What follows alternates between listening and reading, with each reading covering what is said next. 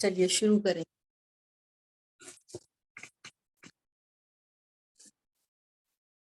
जीवम जीवम दपम जिणवर्वस हेण जेड़िए दिठम देविंद विंद वंदम वंदे तम सर्वदा सिरसा।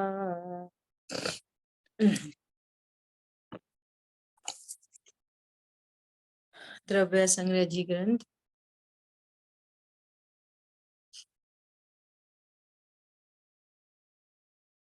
गाथा नंबर 18 और इस गाथा के अंतर्गत अधर्म द्रव्य के स्वरूप को कहा जा रहा है। आचार्य देव कह रहे हैं जो स्थिति युक्त जीव और पुद्गल हैं उनके रुकने में अधर्म द्रव्य सहकारी है। और यहाँ वापर दृष्टांत देते हैं कि जैसे सिद्ध भगवान स्वयं अपने उपादान से स्वरूप में स्थित ऐसे भव्य जीवों को वे सहकारी निमित्त हैं। इतनी बात अपनी हुई।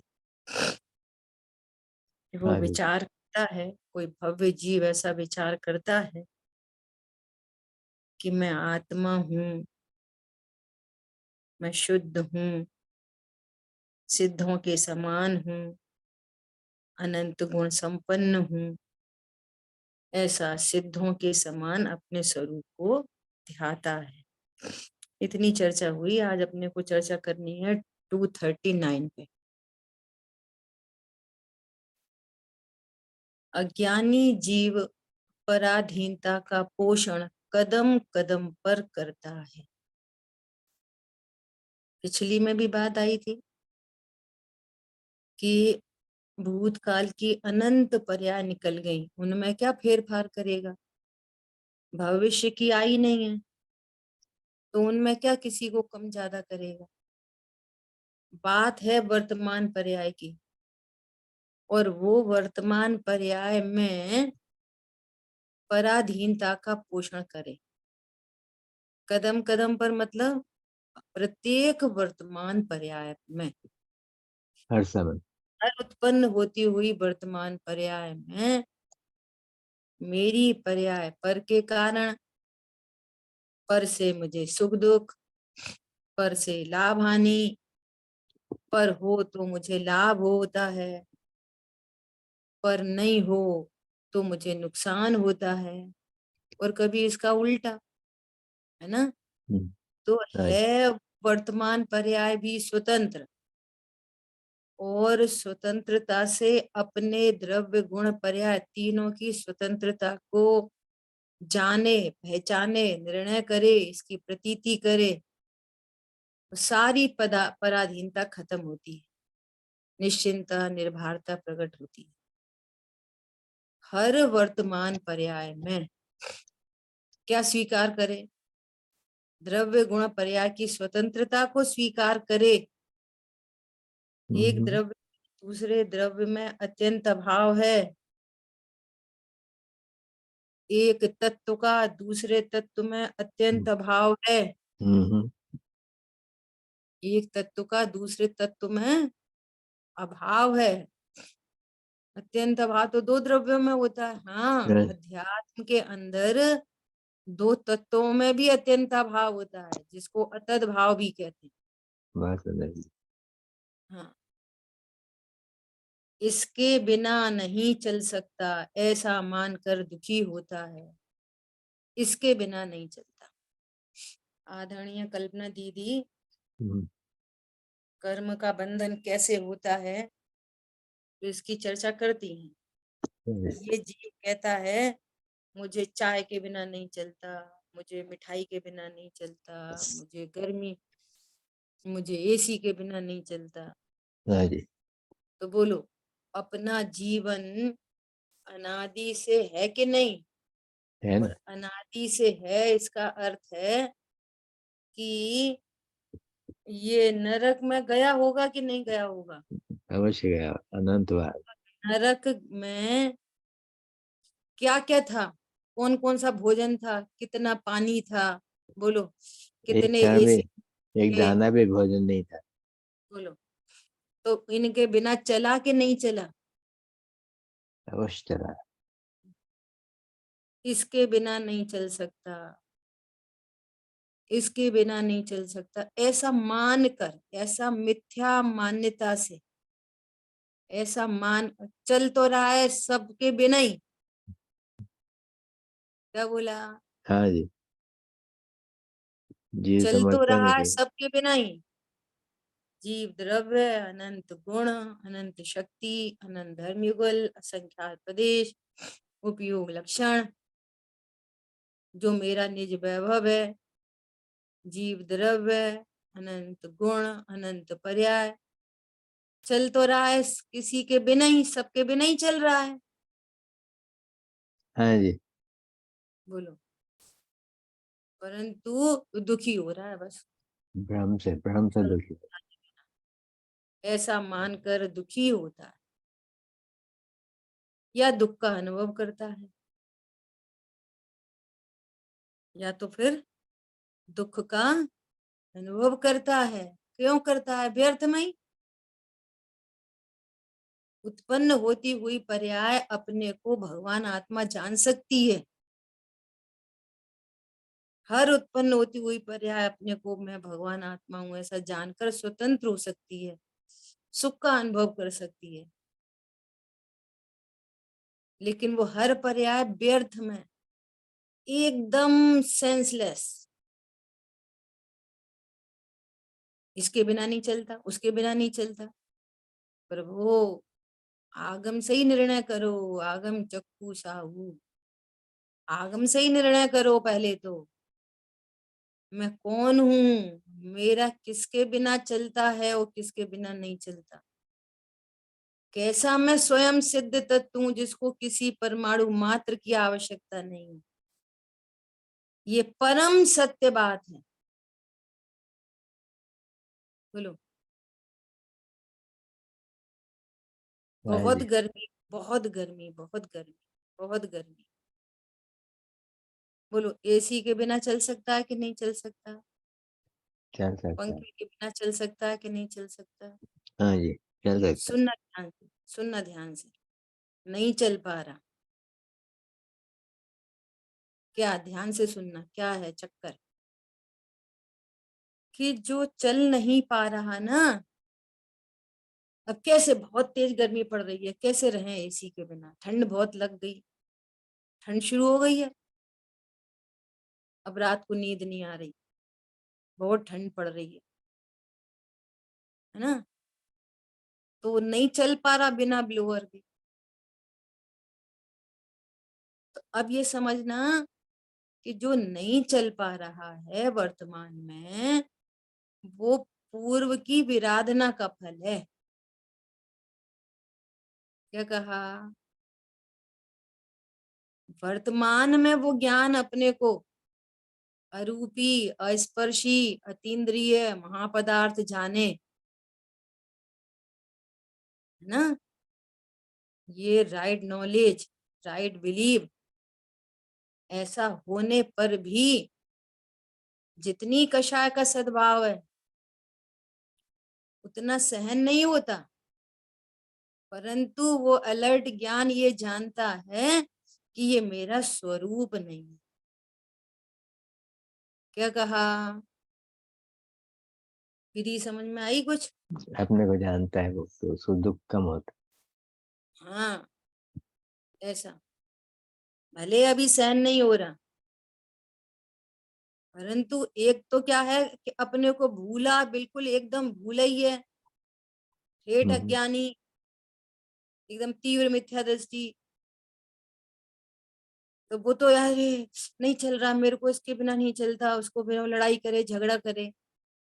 एक तो वो, और एक वो जिसने स्वरूप को स्वीकार किया है।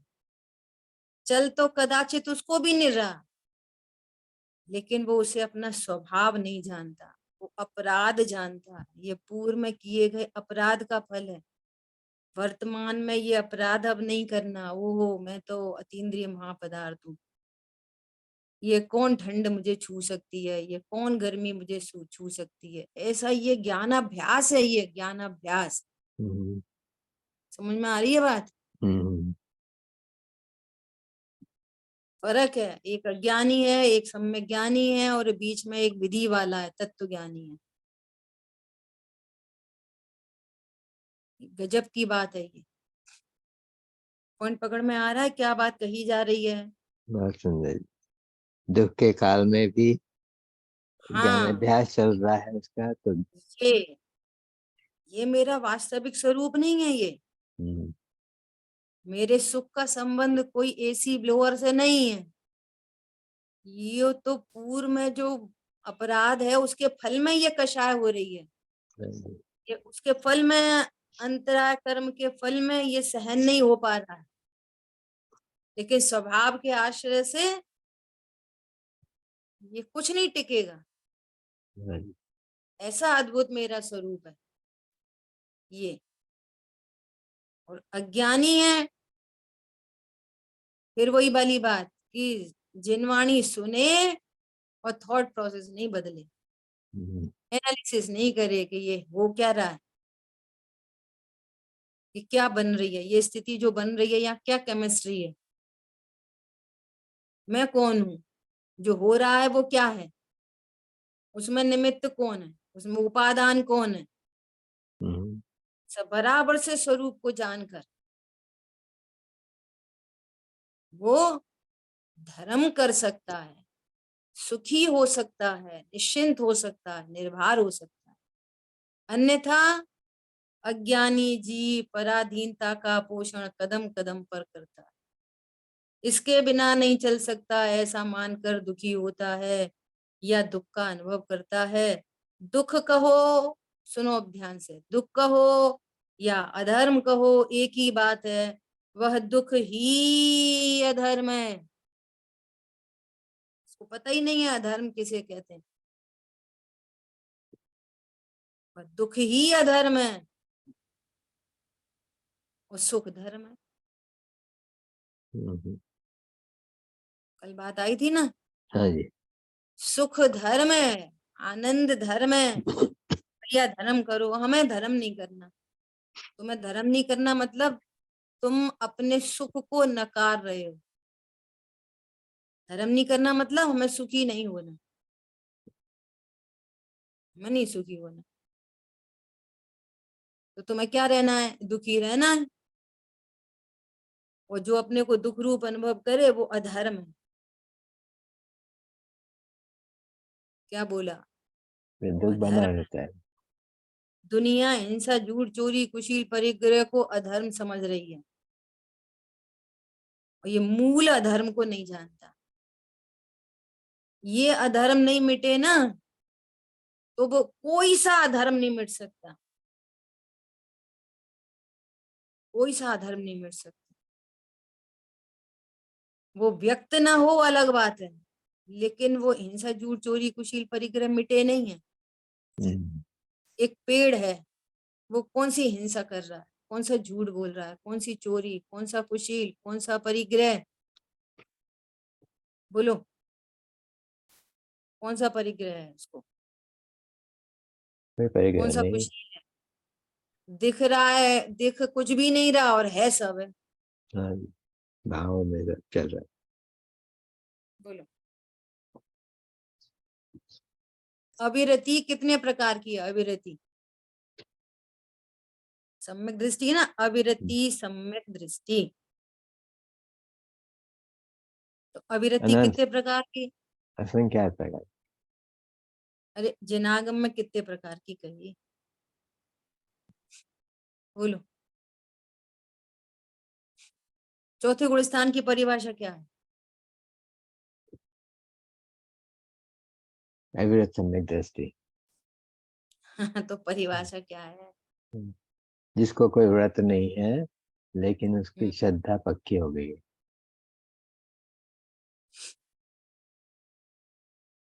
सुनो, अविरति मतलब इंद्रिय असंयम और प्राणी असंयम।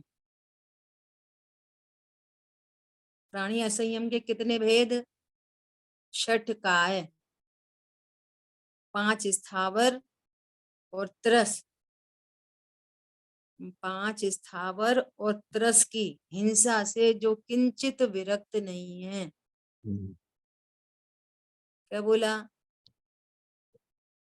5 स्थावर स्थावर और त्रस। और त्रस की हिंसा से जो किंचित विरक्त नहीं है। ये तो कि 6 प्रकार की अविरति, और 6 प्रकार की और 12 प्रकार की अविरति होती है। ठीक है। और 5 इंद्रिय और छठवां मन,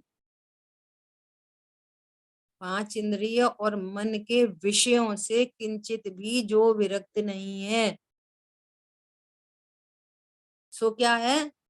12 प्रकार की जहां अविरति है वो चौथा गुणस्थान वर्ती सम्यक दृष्टि जीव है। ठीक है। हाँ जी। सुनना बहुत ध्यान से, अगर इतनी बात समझ में नहीं आए तो फिर दोबारा पूछना। हाँ जी। अविरति कितने प्रकार की? 12। 12। कौन कौन सी? 5 स्थावर, त्रस की हिंसा से विरक्त नहीं है, और 5 इंद्रिय और मन उनके हाँ, विषयों से विरक्त नहीं। अगर इनको और समराइज करके बोले हम्म। तो अविरति 2 प्रकार की, प्राणी असंयम और इंद्रिय असंयम। तो प्राणी असंयम में वो षट का जीव को बोलो, और इंद्रिय संयम में 5 इंद्रियों छठवा मन का असंयम। ऐसे 12 प्रकार की अविरति। हाँ जी। 12 प्रकार की अविरति किसको है? सम्यक दृष्टि। चौथे गुण स्थानवर्ती हाँ जी। सम्यक दृष्टि। चौथा। सम्यक दृष्टि तो है लेकिन अविरति है। हाँ, चौथा गुण। 30 व्रत कहाँ से शुरू होंगे? 5 ऐसे। 5 में से कितने? एक देश।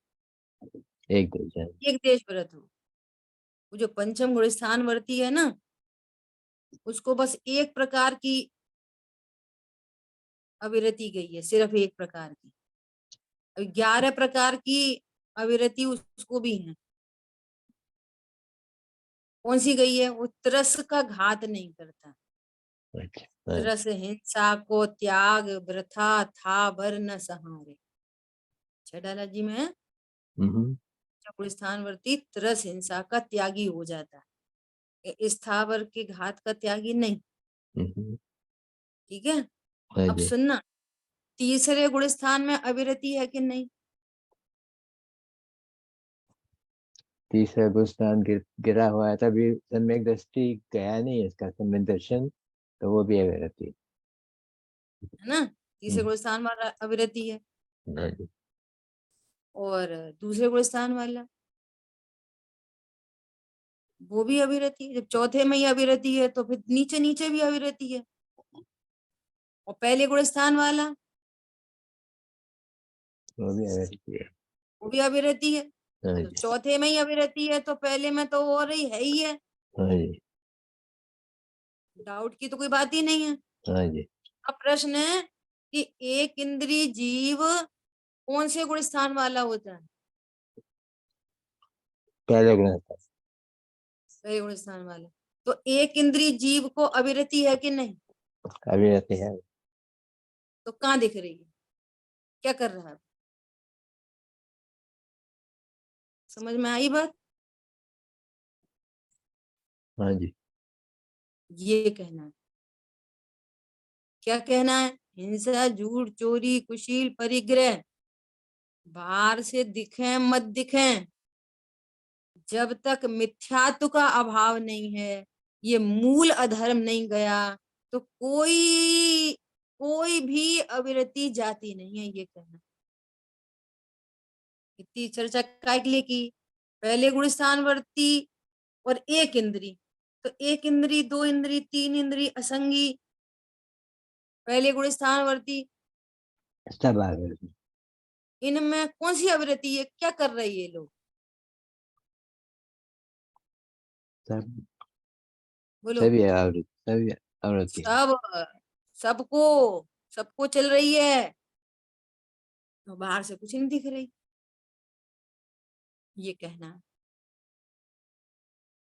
अधर्म की बात चल रही है, वो अधर्म सारी दुनिया को दिख रहा है, लेकिन मूल अधर्म क्या है?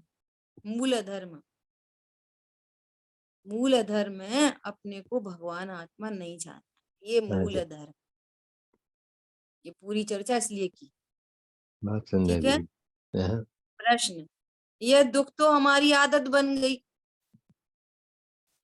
प्रश्न, देखो समाधान कितना गजब का है। आगे जो चर्चा आ रही है बहुत शानदार चर्चा आ रही है, बहुत गजब की चर्चा। क्या गजब की चर्चा? कह रहे हैं हमारी तो आदत बन गई दुखी रहने की। तो कह रहे हैं नहीं, आदत नहीं बन गई। सुनो क्या कह रहे हैं। अज्ञानी जीव दुख की दशा का वेदन नए नए रस पूर्वक कर रहा है। कोई का वही दुख कैरी फॉरवर्ड नहीं हो रहा। हर पर्याय में नया, हर हाँ जी, पर्याय में नया दुख, हर पर्याय में नया दुख, और उसके रस अलग अलग। अभी किस बात का दुख है? अरे बहुत गर्मी लगी। फिर काय का दुख है? अरे भूख लग रही। अरे फिर काय का दुख है? अरे नमक कम डाल दिया। अब क्या का दुख है? अरे थोड़ा सा चीनी दे दो। अरे आज नमकीन। तो ये दुख बहुत सारी तरह के हैं। हाँ जी, ये रस ले रहा है नए नए। दुखी हो रहा है। ये उसको वह दुख होवे तभी तो वह आदत कही जाए, परंतु पूर्व की पर्याय तो रहती नहीं, टल जाती है। इससे आदत नहीं रहती, किंतु नई नई रुचि के कारण विकार में मजा माने बैठा है। उसको दुख। आदत होती तो वही की वही, वही की वही, वही का वही दुख होता। ठीक है, हर पर्याय में नए नए नए नए दुख को उत्पन्न करता है, बिकॉज ऑफ अपने को आत्मा नहीं जानता, और पर उसको से सुख दुख का संबंध मानकर भ्रम चल रही है, भ्रम की जिंदगी है ये। उसको दुख लगता ही नहीं। बोलो। ठंडी हवा आ रही तो सुख लगता है। इससे उसे दुख भाषित नहीं होता। कैसे नहीं होता मालूम है? दृष्टांत क्या दे रहे हैं, गजब का दृष्टांत। इसलिए मैं कह रही हूँ बहुत गजब की चर्चा कह रहे हैं कि ऐसा कैसे होता है कि है दुख और हमको लगे अच्छा। है तो दुख और हमको लग रहा है अच्छा, ऐसे कैसे हो रहा? कि ऐसे ऐसे हो रहा जैसे गंदगी में, गंदगी के कीड़े को गंदगी में ही मजा आता। ऐसे हमको कोई विष्टा में जरा सी उंगली छू जाए, विष्टा में जरा सी उंगली छू जाए तो कैसा लगेगा? बहुत दुख होता है, सुख लगेगा। गंदा, गंदा लगेगा। और जो विष्टा में ही रह रहा है उसको कैसा लगेगा? उसको कैसा लग रहा है? वो दुख खराब नहीं लग रहा लगता। दुख नहीं लग रहा, आनंद आ है। और जो विष्टा कोई खाता है उसको कैसा लगता है? बोलो। अच्छा मानता है, जैसे शुगर है जैसे। कल्पना करो उसको कितने तरह के रस लेता है दुख में। कल्पना करो।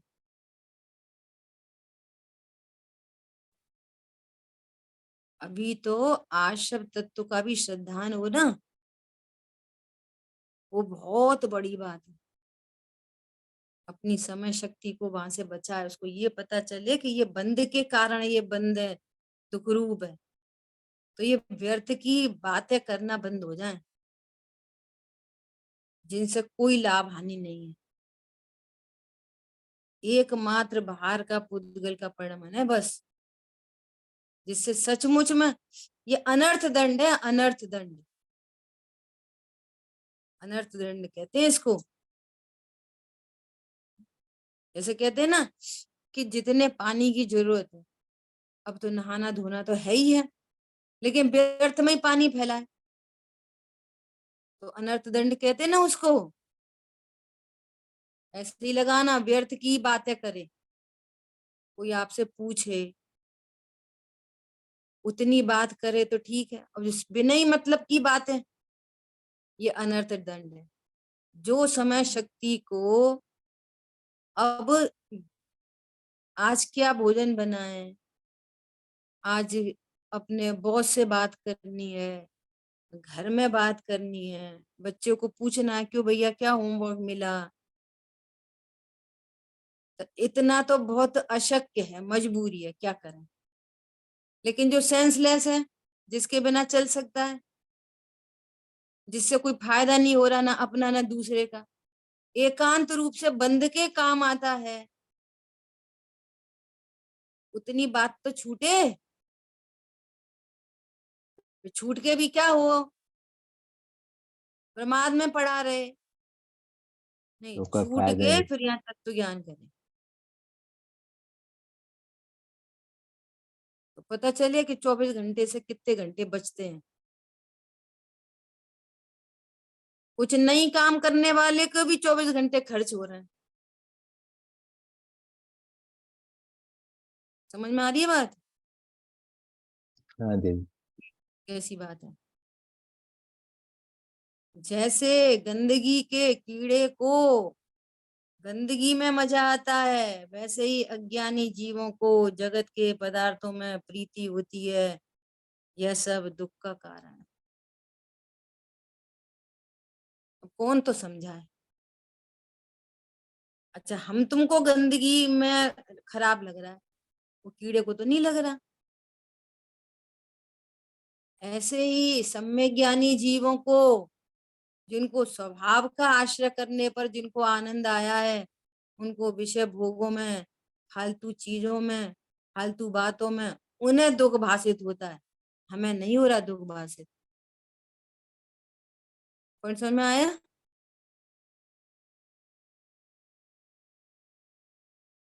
क्या कह रहे हैं देखो, जिसको शांति चाहिए हो, उसको आत्मज्ञान द्वारा अपने आत्मा में से शांति प्रकट करनी पड़ेगी। शांति बाहर में कहीं भी नहीं। लोग कहते हैं पराधीन सपने सुख नहीं। पराधीन सपने सुख नहीं। अपने अब ये पराधीन सपने सुख नहीं में पता क्या लगा लेता है, भैया हमें कोई की पराधीनता नहीं चाहिए। हमारा घर, हमारी पत्नी, हमारे बच्चे, हमारा खाना पीना उठना बैठना, हमें किसी की डिपेंडेंसी नहीं चाहिए। बस इसमें लगा लेता है पराधीन सपने सुख नहीं। इधर नहीं लगाता कि ये ज्ञान बार बार पराधीन हो रहा है, पर में सुख की कल्पना है, इसका नाम पराधीन है। अरे स्वाधीन सुख प्रकट करो, बोलो वो कौन सी लाइन है? स्वाधीन सुख लो जहां भी प्राप्त हो।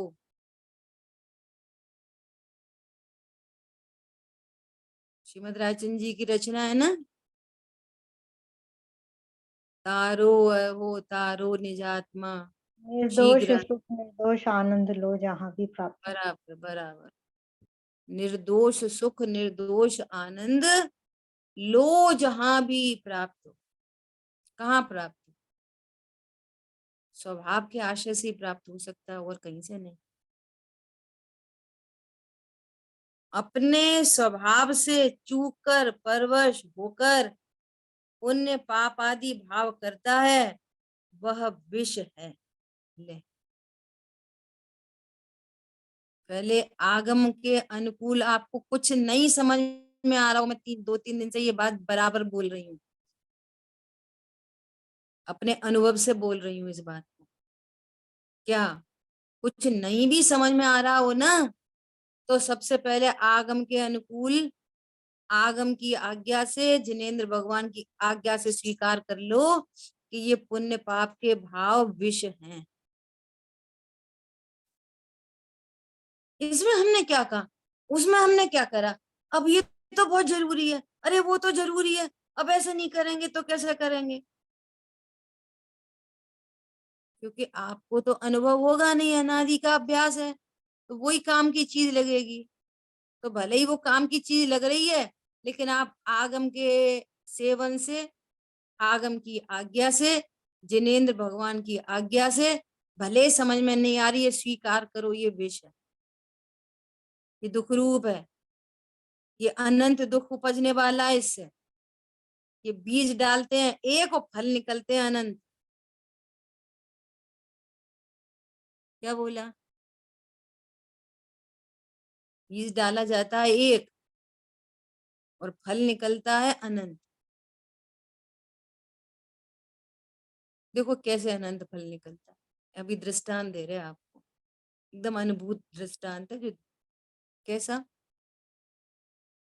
जैसे मान लिया कि कोई धर्म कार्य था, मान लिया कोई धार्मिक कार्य था, पूजा पाठ, समझ लो स्वाध्याय, समझ लो शिविर कुछ, और यहाँ ज्ञान ने उसको रिफ्लेक्ट किया, देव शास्त्र गुरु की विराधना।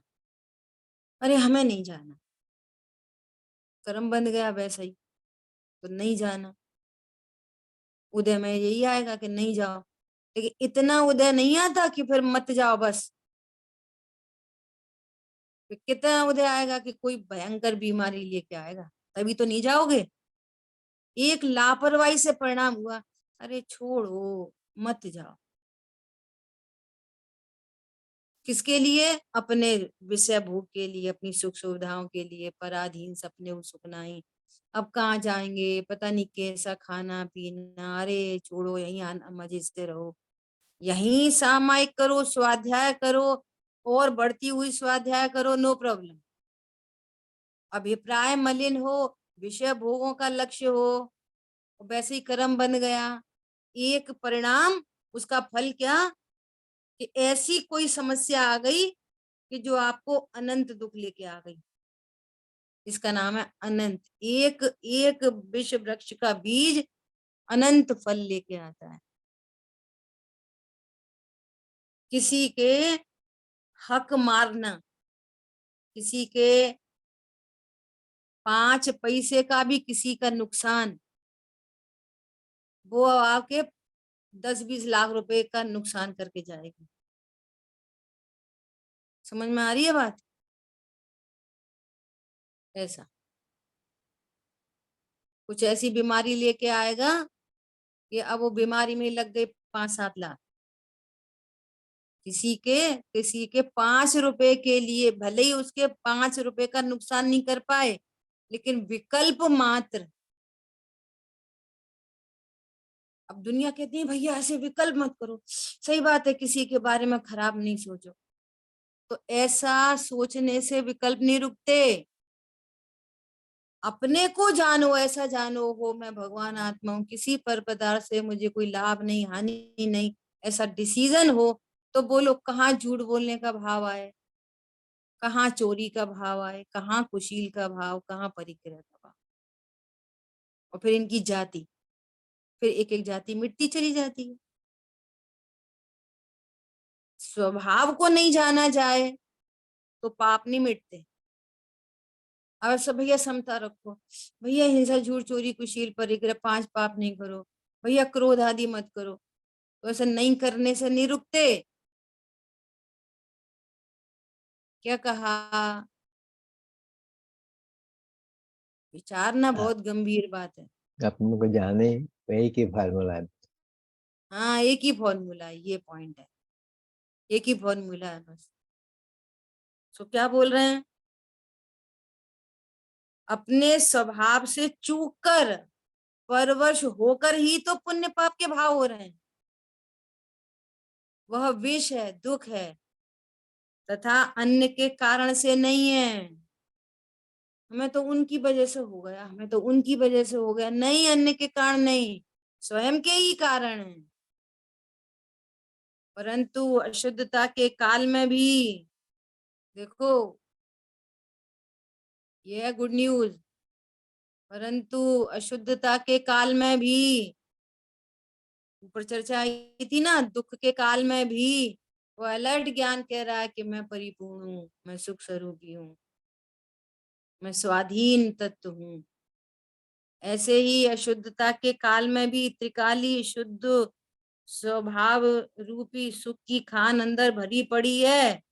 उसकी दृष्टि लक्ष्य करके आत्मा में स्थिरता करनी चाहिए, वह आनंद का कारण, ये है आनंद का कारण। अब फिर एग्जाम्पल दे रहा, अपन ने कल चर्चा की थी थोड़ी सी। जैसे सर्वा सिद्धि के देवों को 33,000 वर्ष में आहार करने की इच्छा नहीं होती है, तो आहार करने की इच्छा होती है तो उनके कंठ से अमृत झरने लगता है।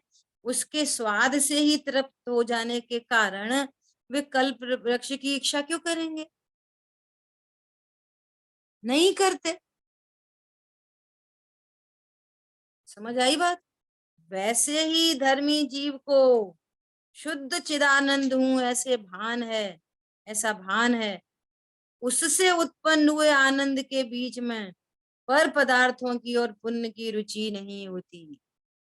जैसे सर्वा सिद्धि के देवों को कल्प वृक्ष की रुचि नहीं होती, इच्छा नहीं होती, ऐसे जिसने अपने स्वाभाविक आनंद को प्राप्त किया है वो निशंक होता है, निर्वांशक होता है, उसको पर पदार्थों की और पुण्य की रुचि नहीं होती।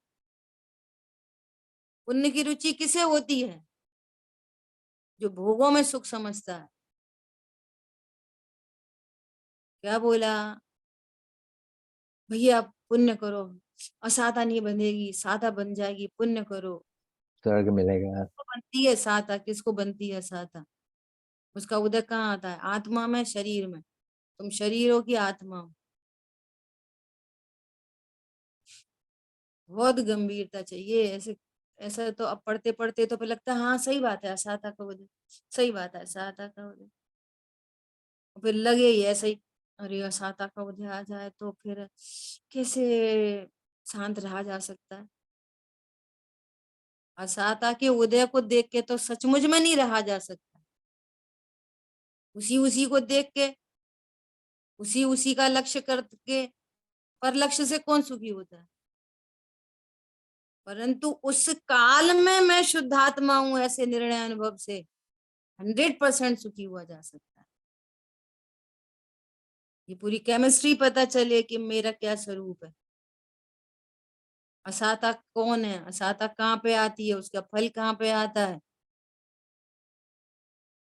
ये भयभीत बना रहता है। इधर बोलता रहे कि मैं अशरीरी हूँ, और उधर भय, भैया समाधि मरण हो जाए, समाधि के काल में परिणाम नहीं बिगड़े। कोई अंत समय में कोई जादू थोड़ी होता है। क्या बोला? दिन रात मेरे स्वामी में भावना ये भाऊं, तो अकेली भावना अच्छी है, लेकिन अकेली भावना से थोड़ी काम होता है।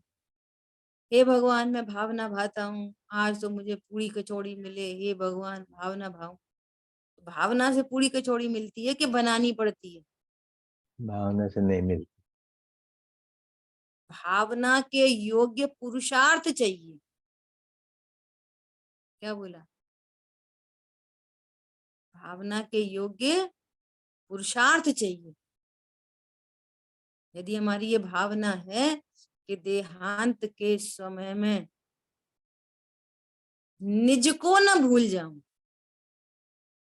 आपको तो नहीं भूलूं लेकिन निज को न भूल जाऊं, मैं अशरीरी गायक हूं ये ना भूल जाऊं, इसके आशय से ही शांति रहेगी। देह मरे भले मैं नहीं मरता, अविनाशी हूँ आत्म स्वरूप। पहले ही निर्णय किया है, आज सुबह चर्चा आई थी स्वस्वामी संबंध। विचार करो मकान से मेरा स्वस्वामी संबंध है कि नहीं? मकान का स्वामी कौन? शरीर का पुद्गल। स्वामी कौन? पुद्गल। शरीर का स्वामी कौन है? शरीर पुद्गल। किसके अधीन रहता है? पुद्गल क्या दे रहा? हमारी चलती है? नहीं। नहीं चलती। टोडरमल जी ने 2 एग्जाम्पल दिए इस बात के लिए। क्या? जैसे एक पागल, 2 दृष्टांत दिए संयोग का, शरीर का। जैसे एक पागल कोई सराय, सराय मतलब धर्मशाला, गेस्ट हाउस, गेस्ट हाउस के नीचे रहता है, और वहां पे लोग आते हैं, उस गेस्ट हाउस में ठहरते हैं। कोई गाड़ी लेके आता है, कोई घोड़ा लेके आता है, और उन सबको देखता है तो प्रसन्न होता है, प्रसन्न होता है। तू कौन है भैया? गेस्ट हाउस का वो क्या बोलते हैं, ओनर का को, वॉचमैन। मैनेजर। वॉचमैन, मैनेजर नहीं, वॉचमैन है वॉचमैन अकेला। है। वॉचमैन, जानने वाला, वॉचमैन। क्या बोला? वॉचमैन है। सच्ची बात है ये एकदम। और खुश हो रहा है। मेरी सराय में तो, गेस्ट हाउस में तो आज 5 लोग रुक गए, गेस्ट हाउस में तो आज 10 लोग रुक गए, आज तो गाड़ी आ गई, आज तो बंगला आ गया। अब बिल वापस जा रहे। क्यों? वो तेरे वॉचमैन के तो अधीन नहीं है वे लोग। बहुत गंभीर बात है ये, बहुत गंभीर, जितनी गंभीरता से समझेंगे। वो तेरे अधीन तो है नहीं, वो तू तो उनका स्वामी नहीं। वे स्वाधीनता से आए, स्वाधीनता से चले जाएंगे। तू तो उनका स्वामी नहीं। अब उन्हें रोकने की कोशिश करे तो भी तो 2 थप्पड़ मार के वो चले जाए। पागल है क्या? अपने काम के लिए आए थे, हम जा रहे। दुखी हो तो जाए। प्रथा, पता है टोडरमल जी ने क्या शब्द लिखे हैं? उनकी पराधीन क्रिया होती है, इसके अधीन तो वे है नहीं। तो फिर अब क्या करें? मेरी तो कुछ चल नहीं रही। वे तो आ रहे हैं और जा रहे हैं, और मेरी तो चल नहीं रही। तो फिर क्या होता है? दुखी वृथा होता खेद खिन्न होता है। खेद खिन्न होता है। गाड़ी आई, चली गई, वृथा खेद खिन्न होता है। तो अभी कहानी थोड़ी पूरी हुई। अकेले खेद खिन्न होता है वृथा। खेद खिन्न हुआ, अनंत है। कर्म बांधे, और फिर 4 गति खड़ी। हाँ जी। हर पर्याय में विष वृक्ष का बीज बोता है। एवरी पर्याय में। ऐसी शरीर के लिए दृष्टांत दिया कि जैसे कोई आया और उस पागल को कोई नए कपड़े पहना गया। अब वो कपड़ा तो जिसने पहनाया उसके अधीन है। वो उसे फाड़े, उसमें कोई गोल्डन जरी लगाए, कि उसको पूरा उतार के दूसरा पहनाए। तो अब ये उसे वो फाड़े तो वो उसको बुरा लगता है, मेरा कपड़ा, मेरा कपड़ा। और दूसरा पहना है तो चिल्लाता है कि तूने दूसरा क्यों पहनाया, मेरा कपड़ा मेरा। ऐसे ये जो देह है ये कर्माधीन है। इसमें असाता का उदय आए तो वृथा खेद खिन्न होता है। और चल है नहीं रही, चलती है नहीं। क्यों? वो तो उसके अधीन है, तेरे अधीन नहीं। तू उसका स्वामी संबंध नहीं तेरा शरीर के साथ में। और चल है नहीं रही तो फिर क्या होएगा? वृथा खेद खिन्न होता है। दुखी हो। बोलो, कोई कारण है दुख का? अपने को नहीं जाना ये कारण है। कारण तो कुछ है नहीं एग्जैक्टली। बोलो, कारण तो कुछ ऐसा है नहीं। बस यही कारण है कि तू पर लक्ष्य करता है, स्वभाव को जानता नहीं। वो ये जान ले कि भैया ये कपड़ा इनने दिया और उसने बोला कि इसकी पूरी जिम्मेदारी मेरी, और हमने भी निर्णय कर लिया तुम्हारी इच्छा हो तब ले जाओ, तुम्हारी इच्छा हो तब रख जाओ, नो प्रॉब्लम। निश्चिंत है ज्ञान। पागलों की भांति नहीं बोलेगा ये मेरा शरीर है, मेरे पत्नी बच्चे हैं। ऐसे ये सराय में रुका है ज्ञान, वॉचमैन। ठीक है? जैसे वो बोलते थे ना श्रीमद रायचंद जी, इस शरीर तो बहुत कमजोर हो रहा है। तो कह रहे मेरे पास बगीचे 2 हैं और पानी डालने वाला एक है। तो मैं तो मेरे बगीचे में पानी डाल रहा हूँ, रत्न तरह के फल लग रहे हैं। शरीर सूख है तो सूख जाए। दिन रात मेरे स्वामी, मैं भावना ये भाऊं, देहांत के समय पर अपने निज को को न भूल जाऊं। नहीं।